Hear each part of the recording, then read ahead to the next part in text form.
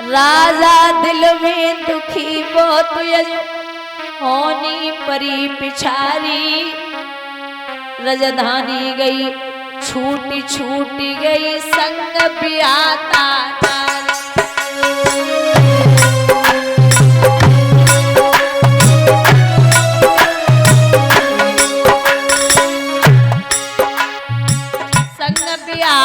नारी भैया संग बियाता नारी, रजधानी गई छूटी छूटी गई संग बियाता नारी।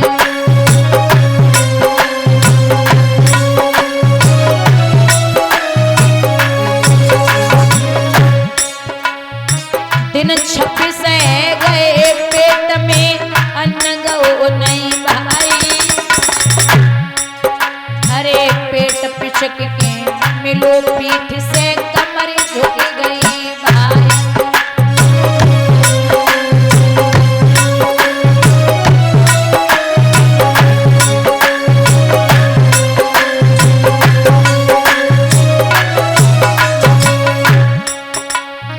भोर भयो दिन 27 जब मेहतर के घर आयो, बोलो मेहतर हरिश्चंद्र से पानी भर के लायो।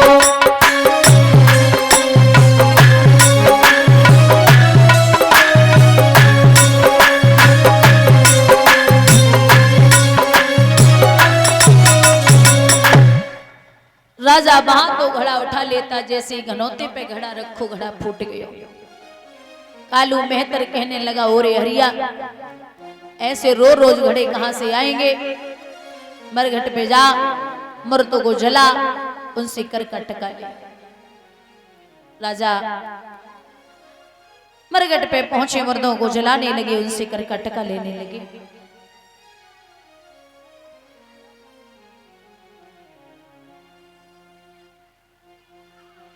ब्राह्मण जो पुत्र को खरीद के ले गए थे, बोले पुत्र फ्री में ही खाता है, इससे फूल मंगाओ। मैया ने हाथ में छवरिया दे जा, लाला बाग से फूल लेके आ। छवरिया लेके रोहित बाग की तरफ बढ़े। विद्वान कहते हैं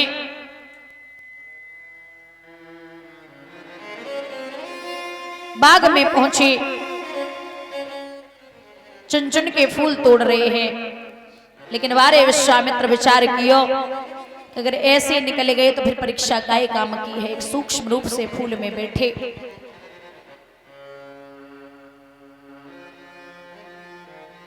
और जब फूल में बैठे रोहित चुन चुन के फूल तोड़ रहा है, जैसे एक फूल के लिए हाथ बढ़ाया, उन्हें विश्वामित्र ने उंगली में डस लिया। हाय मां कह करके पुत्र जमीन पे गिरा। जब जमीन पे गिरा, उन्हीं विश्वामित्र ने काशी में आवाज लगाई, अरे ओ काशी के लोगों, किसी का बेटा गया था बाग में, उसे किसी सर्प ने डस लिया। मैया रोटी बना रही, सो रोटी हाथ से छूट गई। ब्राह्मण के दोनों चरण पकड़े, नाथ एक ही बेटा है, अगर मर गया तो गजब हो जाएगा, आप हमें अनुमति दो।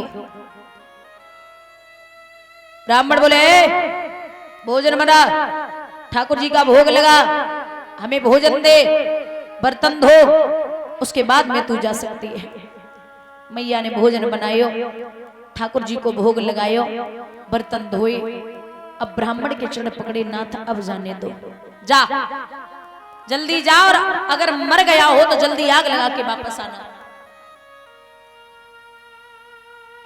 महाराज 2-4 जगह तो बेहोश हो गई। जब बाग में पहुंची है तो रोहित अंतिम सांसें ले रहा था, झपट की छाती से लगाए लो, अरे वो पूत कहा बात है, अरे चक्र सुदर्शन ना कोई तलवार से मरू, चक्र सुदर्शन ना कोई तलवार से मरू, नाम प्यार से मरू ना तकरार से मरू, नाम प्यार से मरू ना तकरार से मरू।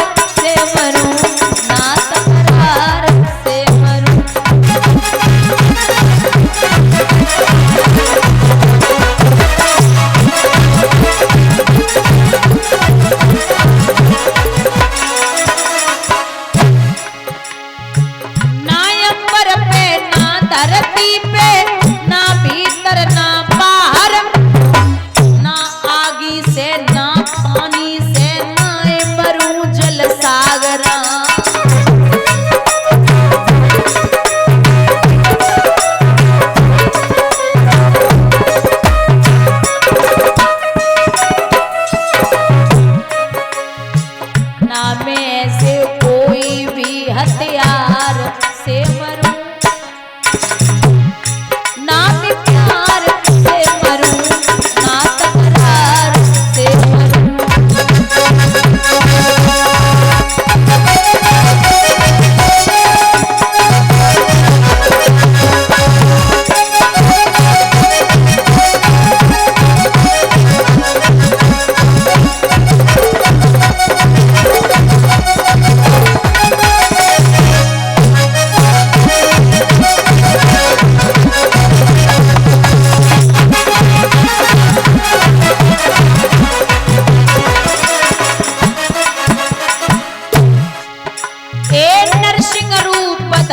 भगवन ने झपट गोद धर लियो, तेरी पैदे मारो प्रभु ने तुरंत ही बध कर दियो।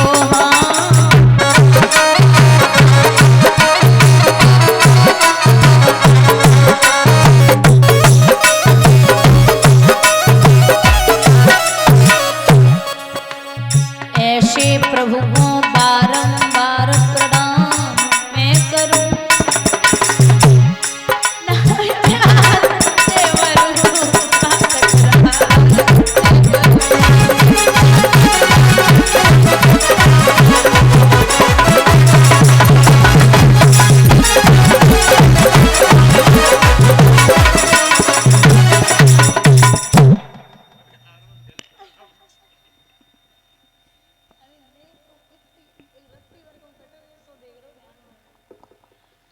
भैया पृथ्वी आकाश तो हिलन लगे, वो महाघोर संग्राम हुआ, आखिर नरी हरि के हाथों से निश्चर का काम तमाम हुआ।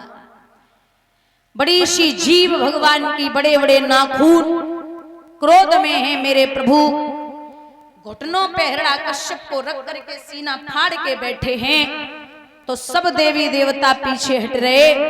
महाराज तब तक प्रहलाद को इशारो दियो जा लाला, प्रहलादम प्रेषयामास ब्रह्मावस्थितमन्तिके तात प्रसयोपे सुपित्रे कुपितम प्रभु महा। जा लाला आप पिता की गोदी में बैठो। आप सोचिए जब भगवान की गोदी में भक्त बैठा, परीक्षित आप याद रखना प्रभु नरसिंह अपनी जिह्वा के द्वारा प्रहलाद को चाटने लगे। प्रहलाद को जब चाटना शुरू किया, प्रहलाद बड़ी सिंह की जो दाढ़ी है वो पकड़ के कहते हैं कि प्रभु आपकी गोदी में कभी भोले बाबा बैठे? बोले नहीं बैठे। ब्रह्मा जी बैठे? बोले नहीं बैठे। अरे कोई अन्य भक्त बैठा? बोले नहीं बैठा। तो आप हमसे प्रसन्न है ना? बोले बहुत प्रसन्न हो। तो वरदान मांग लो। भगवान कहते कि वत्स वरदान मांगिए। तो प्रहलाद कह रहे नाथ अगर देना है ना तो एक वरदान दे दो। कौन सा? आप मेरे पिता को वैकुंठ धाम दे दीजिए। भगवान मुस्कुराए के बोले तेने तो कुछ नहीं मांगे पायो। क्यों? जो मेरे हाथों से मरा है वो सीधा वैकुंठ में गया, उसे मांगने की जरूरत नहीं पड़ती। अब बहुत ध्यान से सुनना, भगवान के नाखूनों में मची खुजली। भगवान ने वो नाखून उमर के वृक्ष में चुभो दिए तो नाखूनों की खुजली शांति हो गई। लेकिन उमर के वृक्ष ने जवाब दिया कि आपने तो नाखूनों की खुजली शांति कर ली लेकिन मुझे कुछ नहीं दिया। भगवान बोले जा मैं वरदान देता हूं, जो मेरा भक्त तेरे नीचे से होकर के गुजरेगा उसका 1/4 चौथाई का भक्ति का हिस्सा तुझ में प्रवेश हो जाएगा। लेकिन अगर मेरे भक्त ने कहीं 5 बार कह दिया नरसिंह हरे नरसिंह हरे नरसिंह हरे नरसिंह हरे नरसिंह हरे, तो तुझे कुछ मिलने वाला नहीं। भगवान ने वरदान दिया और वरदान देकर के मेरे प्रभु बां से अंतर ध्यान हुए हैं। बोलिए वृंदावन बिहारी लाल की। यहाँ श्री सूत जी वर्णन करते शौनकादिक ऋषियों, प्रहलाद की तीसरी पीढ़ी पर, कौन सी पीढ़ी पे? तीसरी पीढ़ी पे एक राजा हुए हैं जिनका नाम है विरोचन।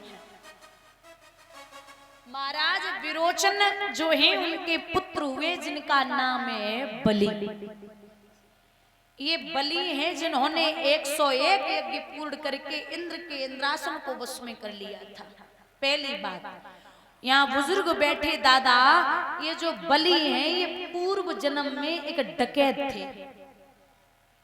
ये एक सेठ को लूटने जा रहे थे पूर्व जन्म में, तो इनको खबर आई कि आप थोड़ी देर के बाद आना क्योंकि सेठ को आने में देरी है। डकैत घर से 2 रोटियां लेके गए थे, तो सोचा कि डकैत ने कि सेठ बाद में आएंगे तो हम रोटियां ही खा लें। पहली रोटी निकाली तो जैसे ही निकाली तब तक एक श्वान आ गया, कुत्ता।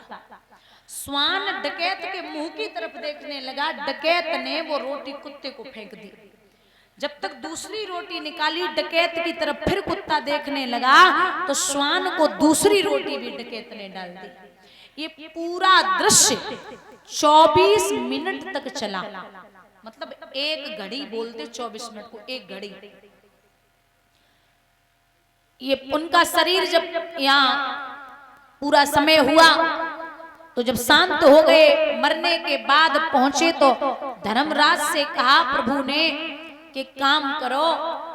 कहा गया कि इनका जो भी है खाता उसको चेक करो, इन्होंने जिंदगी में कितने अच्छे काम किए।